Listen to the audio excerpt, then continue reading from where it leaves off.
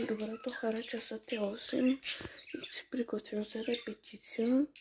Както виждате, правя така, защото много ми се хвали до туалетна и сега отивам и се връщам. Отидох, сега отивам да се измия зъбите. Тук си приготвях неща, дори дрехите си изгладих. Мале времето много младо. Да, отивам да се измия зъбите и лицето и така. Хора, бръкнах си в окото. Сега обличам дрехите и така. Хора, готова съм. Това е късо. Така, кажете, че е малко. Сега ще си срежа косата. Изглежда, че е срещана, ама пак ще я среша. Преди да се среша, между другото, забравих да покажа с какво ще бъде обута, защото тук го замазва. Добре, тук е по-добре. Да, сега ще се среща. Аз пак ще ви кажа, приготвям се за репетиция и в 9 часа трябва да съм там и така. Чакай да фокусира малко. Ще ме фокусира, бе. Ето. И косата ми е много празна, наистина.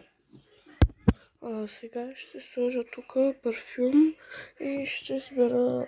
Тук имам такова червила и такова. Хора, сега трябва да иде да си взема парфюма от татък. Не го намерих. Явно няма да си сложа парфюм. Сега ще сложа такова, ще си избера гланц и готово. Избрах червило, което ми е новото.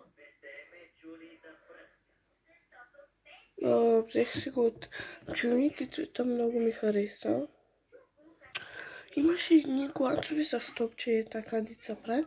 Обаче, нали викам, ще си взема от тях и едно червило и химикала. Ама обаче, тръгвам да взимам и ти омазани с нищо мазо, викам, сте.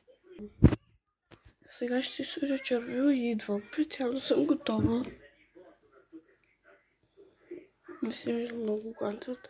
Червилото не гланца, какво?